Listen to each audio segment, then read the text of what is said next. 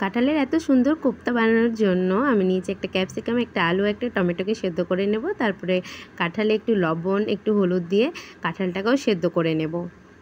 এরপর একটা পেস্ট বানিয়ে নেব রসুন, আদা, লঙ্কা, জিরে, ধনে, দারুচিনি আর পেঁয়াজের।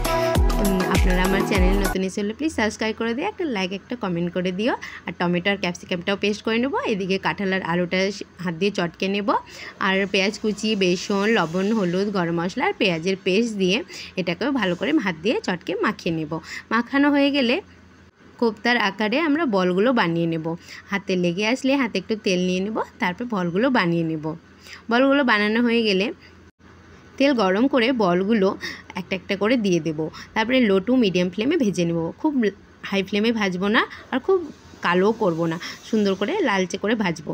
তারপরে ভাজা হয়ে গেলেই তেলের মধ্যে আমি পেঁয়াজের পেস্টটা দিয়েছি, একটু লবণ, একটু হলুদ আর একটা তেজপাতা দিয়ে এই মশলাটাকে কষাবো যতক্ষণ না তেল ছাড়ছে। একটু গরম মশলাও দিয়েছি। এরপর ভালো করে কষাবো মশলাটাকে। মশলা কষানো হয়ে গেলেই পেঁয়াজ আর টমেটোর পেস্টটাও দিয়ে দেব। ভালো করে কষাবো। মশলা কষানো হয়ে গেলে তেল ছেড়ে দিলে আমরা উষ্ণ গরম জল দিয়ে দেবো। যতটা গ্রেভি দরকার ততটুকুই জল দেবো। তারপরে গ্রেভি ফুটে উঠলেই কোপ্তা বলগুলো দিয়ে দেবো। বল এটাকে 1 মিনিট রান্না হতে দেবো। বেশি রান্না করব না, কারণ বলগুলো খুব সফট হয়। রান্না হয়ে গেলেই উপর থেকে গরম মশলা ছড়িয়ে দেবো। ধন্যবাদ সবাইকে আমার এই ভিডিওটা দেখার জন্য। প্লিজ ভিডিও ভালো লাগলে অবশ্যই একটা লাইক করবেন। থ্যাংক ইউ সবাইকে।